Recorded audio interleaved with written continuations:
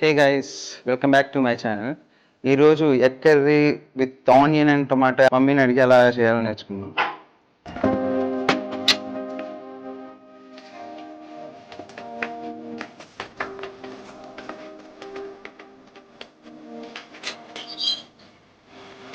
First eggs boil చేసుకోవాలి. తర్వాత పచ్చిమిర్చి, టొమాటో,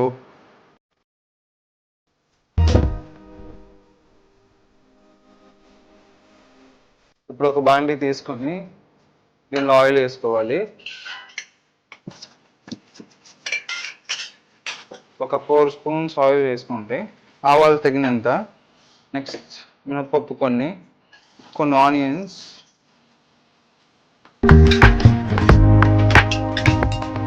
ఇలా వేయించుకోవాలి.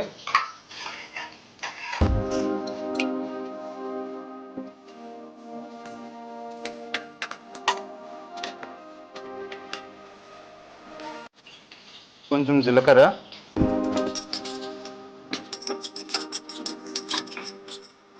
రెండు లవంగాలు, కొంచెం చెక్క ముగ్గ,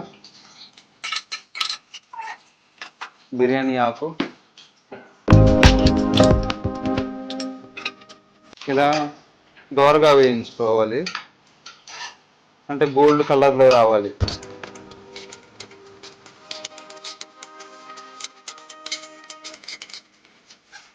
ఇప్పుడు టమోటా ముక్కలు వేసుకోవాలి, కట్ చేసిన టమోటా ముక్కలు.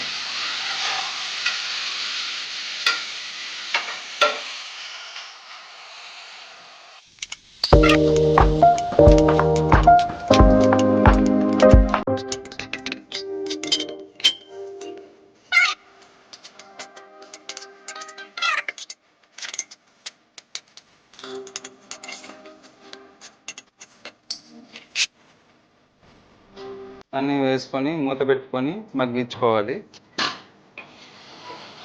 ఉప్పు కొంచెం వేసుకోవాలి, కొంచెం పసుపు, కొంచెం కారం, తగినంత కారం వేసుకొని బాగా మెత్తగా ఉడికించుకోవాలి. ఇలాగా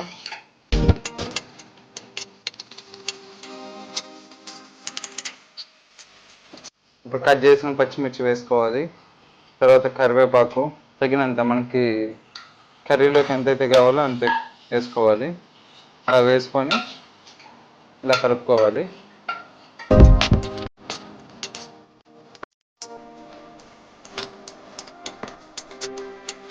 ఇలాగా పొడుస్తూ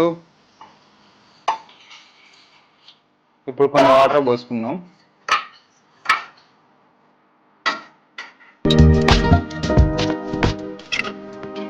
వాటర్ పోసుకొని స్టవ్ హైలో పెట్టుకోవాలి.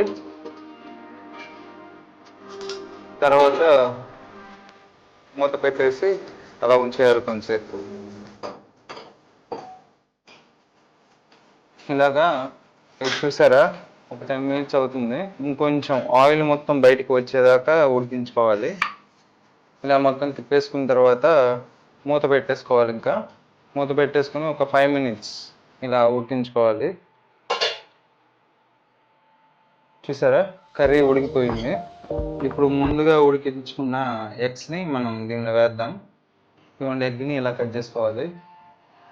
ఒక 4 డాట్స్ అలా పెట్టుకోవాలి సైడ్కి. అలా ఒక్కొక్కటి వేసుకోవాలి ఇలాగా ఎగ్ మీద.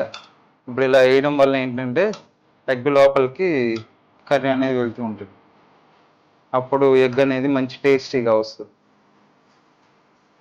5 నిమిషాలు ఉంచేసుకొని ఇక్కడ చూసారా, ఇలా ఎగ్స్ వేసుకున్న తర్వాత ఇలా ప్లేట్ అనేది దీని మీద పెట్టేసి ఒక 5 మినిట్స్ ఉంచుకుందాం. చూడండి గైస్, ఎంతో రుచికరమైన ఎగ్ కర్రీ రెడీ అయింది. ఎగ్లు అలా పెట్టుకొని ఆ కర్రీ అనేది ఎగ్ మీద కొంచెం పోస్తే ఇంకొంచెం లోపలికి వెళ్తూ ఉంటుంది. మీరు కూడా రెడీ చేసుకొని ఎలా వచ్చిందో కామెంట్ సెక్షన్లో కామెంట్ చేయండి. Bye guys. చూడండి గైస్, ఎంతో రుచికరమైన ఎగ్ కర్రీ మీకోసమే.